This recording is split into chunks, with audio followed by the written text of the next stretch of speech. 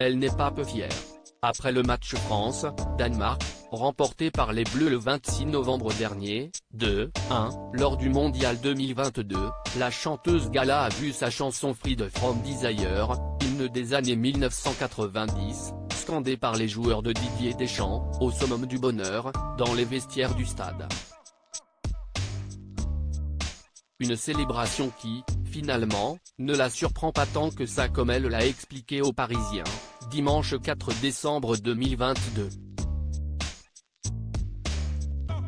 La chanson, souvent reprise lors d'événements sportifs, est un tube rassembleur. Gala se voit même très bien la chanter un jour avec les hommes de Didier Deschamps, je suis prête à le faire avec l'équipe de France. J'adore votre pays. Freed from Desire sera-t-elle l'hymne de cette génération, comme I Will Survive l'a été pour les Bleus de 98? Un tube finalement adapté aux années 2020, féministe, prisé par la communauté LGBT, l'ère en tête en pourrait avoir été écrite aujourd'hui. Si Raphaël Varane avait avoué en conférence de presse ne pas savoir comment cette chanson était arrivée jusqu'au vestiaire des Bleus le 26 novembre dernier, elle pourrait bien permettre à l'équipe tricolore de célébrer son éventuelle victoire face à l'Argentine ce dimanche 18 décembre. D'ailleurs, l'artiste de 47 ans a fait une jolie promesse aux Français, comme indiqué au JDD aujourd'hui: si les Français sont champions du monde et m'invitent, je veux bien chanter pour eux pour fêter ça. Si rien n'est encore acté, la chanteuse a dévoilé sur son compte Instagram ce dimanche la répétition de sa chanson au sein du stade 974 de Doha pour la Qatar Fashion United by CR Runway, un événement culturel qui s'est déroulé vendredi 16 décembre.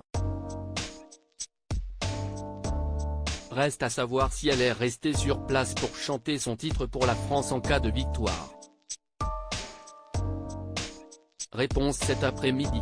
Coupe du Monde 2022, qui sont les fans des Bleus? Polémique autour des chanteurs qui monteront sur scène au Qatar, même son de cloche du côté de Gims.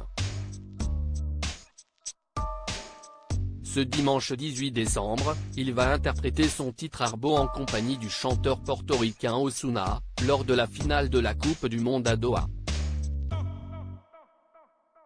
Un choix étonnant alors que de nombreuses personnalités ont décidé de boycotter cette compétition internationale de football. Invité de France Inter le 30 novembre dernier, le grand frère de Dadju a voulu revenir sur les raisons qui l'ont poussé à accepter ce projet.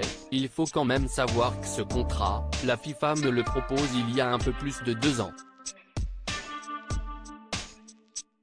A-t-il raconté en préambule à Sonia De Villers. Et de poursuivre, on est dans un cadre spécial avec le confinement. On est privé de liberté, on n'est pas bien, beaucoup de gens en dépression. Le monde est en arrêt. Cependant, Gims a assuré que si cette proposition avait eu lieu quelques jours plus tôt, alors que la question des droits de l'homme agite la compétition, le cas aurait été totalement différent. De quoi clore le débat. Crédit photo, Gala compte officiel.